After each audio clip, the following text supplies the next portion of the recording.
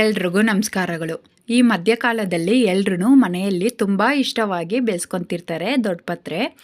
ಈ ದೊಡ್ಡಪತ್ರೆ ಅನ್ನೋದು ತುಂಬ ಸುವಾಸನೆಯಿಂದ ಇರುತ್ತೆ.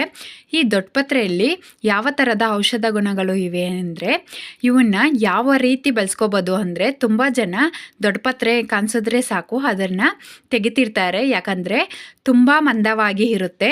ಯಾವ ಎಲೆನೂ ಅಷ್ಟು ಮಂದವಾಗಿ ಇರಲ್ಲ, ಯಾವ ಎಲೆನೂ ಅಷ್ಟು ನೀರು ಇರಲ್ಲ. ಒಳ್ಳೆಯ ಸುವಾಸನೆ ಆ ದೊಡ್ಡಪತ್ರೆಯಲ್ಲಿ ತುಂಬ ಔಷಧ ಗುಣಗಳು ಇವೆ. ಎಷ್ಟು ಜನ ಎಷ್ಟು ದೇಶದವರು ರಿಸರ್ಚ್ ಮಾಡಿದ್ದಾರೋ, ಏನೇನು ಲಾಭಗಳು ಇವೋ ಅಂತ ನೋಡೋಣ. ಫಸ್ಟ್ ಎಲ್ಲದಕ್ಕಿಂತ ಅದರಲ್ಲಿ ಇರೋ ಫ್ಲೇವರ್ ಸ್ಪೆಷಲ್ ಆಗಿ ಅದರಲ್ಲಿ ಇರೋ ಸ್ವಲ್ಪ ಕೆಮಿಕಲ್ ಕಾಂಪೌಂಡ್ಸ್ ಡೈಜೆಷನ್ ಸಿಸ್ಟಮ್ ಆಗಿ ಅದ್ಭುತವಾಗಿ ಕೆಲಸ ಮಾಡುತ್ತೆ.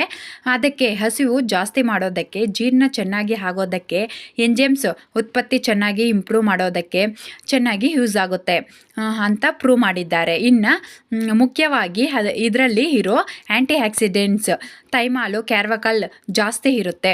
ಈ ಎರಡು ಏನು ಮಾಡುತ್ತೆ ಅಂದರೆ, ಇವು ಪ್ರಧಾನವಾಗಿ ಬ್ಯಾಕ್ಟೀರಿಯನ್ನ, ಫಂಗಸ್ನ, ಕ್ರಿಮಿಗಳನ್ನು ಚೆನ್ನಾಗಿ ಸಾಯಿಸುತ್ತೆ ಅಂತ ಈ ರಿಸರ್ಚ್ ಚೈನಾ ದೇಶದವರು ಮಾಡಿದ್ದಾರೆ.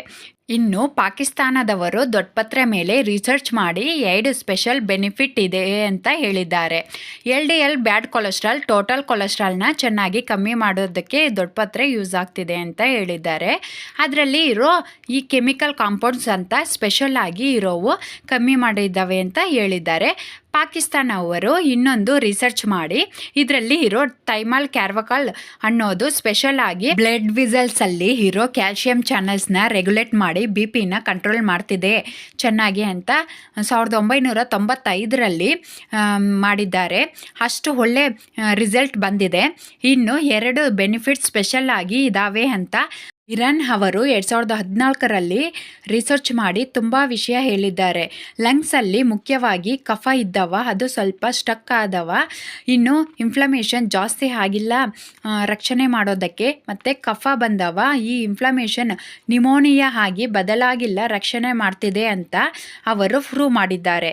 ಇದರ ಜೊತೆ ಲಿವರ್ ಸೆಲ್ಸಲ್ಲಿ ಸೆಲ್ ವಾಲ್ನ ಡ್ಯಾಮೇಜ್ ಮಾಡಿಲ್ಲ, ರಕ್ಷಣೆ ಮಾಡ್ತಿದೆ ಅಂತ ಈ ಥೈಮಾಲ್ ಮತ್ತು ಕ್ಯಾರ್ವಕಲ್ ತುಂಬ ಚೆನ್ನಾಗಿ ಯೂಸ್ ಆಗ್ತಿದೆ ಅಂತ ಹೇಳಿದ್ದಾರೆ. ದೊಡ್ಡಪತ್ರೆಯಲ್ಲಿ ಒಂದು ಸ್ಪೆಷಲ್ ಪ್ರೋಟೀನ್ ಇದೆಯಂತೆ. ಇದು ಕಿಡ್ನಿ ಸ್ಟೋನ್ಸ್ ಬಂದಿಲ್ಲ, ಜಾಸ್ತಿ ಆದ ಕ್ಯಾಲ್ಶಿಯಂ ಈ ಪ್ರೋಟೀನ್ ಎಳ್ಕೊಂಡು ಸ್ಟೋನ್ ಫಾರ್ಮೇಷನ್ ಆಗಿಲ್ಲ, ಸ್ವಲ್ಪ ಯೂಸ್ ಆಗ್ತಿದೆ ಅಂತ ಇರಾನ್ ಅವರು ಇದನ್ನು ಹೇಳಿದ್ದಾರೆ. ಅಂದರೆ ಇದರ ಮೇಲೆ ಎಷ್ಟು ದೇಶದವರು ವಿವಿಧ ರಿಸರ್ಚ್ ಮಾಡಿ ಅದಕ್ಕೆ ದೊಡ್ಡಪತ್ರೆನ ಇರೋ ಔಷಧ ಗುಣಗಳನ್ನ ನಾವು ಚೆನ್ನಾಗಿ ಯೂಸ್ ಮಾಡ್ಕೋಬೇಕು. ಎಷ್ಟು ಸಿಂಪಲ್ ಆಗಿ ಇರೋ ಸಮಸ್ಯೆಗಳಿಂದ ಹೊರಗಡೆ ಬರ್ಬೋದು ನಾವು. ದೊಡ್ಡಪತ್ರೆನ ಸ್ವಲ್ಪ ಜನದಲ್ಲಿನೂ ಬಳಸ್ಕೊತಿರ್ತಾರೆ. ಅದರ ಜೊತೆ ಕಷಾಯ ಮಾಡ್ಕೊತೀರಿ ಅಲ್ವಾ, ಆ ಕಷಾಯದಲ್ಲಿ ದೊಡ್ಡಪತ್ರೆ ಹಾಕಿ ಮಲಸಿದ್ರೆ ಒಳ್ಳೆಯದು. ಯಾಕಂದರೆ ಲಂಗ್ಸ್ಗೆ ತುಂಬ ಒಳ್ಳೆಯದು ಅಲ್ವಾ. ಇದು ಮೈನ್ ಅಡ್ವಾಂಟೇಜು. ಇದರ ಅಲ್ಲಿ ಇರೋ ಔಷಧ ಗುಣಗಳು ಮಲಸೋದ್ರಿಂದ ನೀರಿನೆಲ್ಲ ಒಳಗಡೆ ಬಂದ್ಬಿಡುತ್ತೆ. ಇದನ್ನು ನಾವು ಯೂಸ್ ಮಾಡೋದ್ರಿಂದ ತುಂಬ ಒಳ್ಳೆಯದು. ತುಳಸಿ ಹಾಕ್ತಿರ್ತೀರಿ ಅಲ್ವಾ, ದೊಡ್ಡಪತ್ರೆನೂ ಹಾಕ್ಕೋಬೋದು. ಅದಕ್ಕೆ ಎಲ್ಲರೂ ಮನೆಯಲ್ಲಿ ಪಾಟಲ್ಲಿ ಬೆಳೆಸ್ಕೊಳ್ರಿ. ನಾವು ಎಷ್ಟು ಮುರಿತಿದ್ರೂ ಮತ್ತೆ ಮತ್ತೆ ಹೊಸ ಚಿಗುರು ಬರ್ತಿರುತ್ತೆ. ತುಂಬ ಲೇಟ್ ಆದರೆ ಬಾಡ್ಕೊಂಡ್ಬಿಡುತ್ತೆ. ಅದಕ್ಕೆ ಫ್ರೆಶ್ ಆಗಿ ಬಂದವೇ ಹಳೇದಾಗಿ ತುಂಬ ಚೆನ್ನಾಗಿರುತ್ತೆ. ಪ್ರಕೃತಿ ನಮಗೆ ಏನೇ ಕೊಟ್ಟಿದ್ರು ಅದರಲ್ಲಿ ತುಂಬ ಔಷಧ ಗುಣಗಳು ಇರ್ತವೆ. ಸೈಂಟಿಫಿಕ್ ಆಗಿ ಪ್ರೂವ್ ಆದಮೇಲೆ ಅದು ಹೇಳಿದ್ರೆ ಎಲ್ರಿಗೂ ನಂಬಿಕೆ ಬರುತ್ತೆ.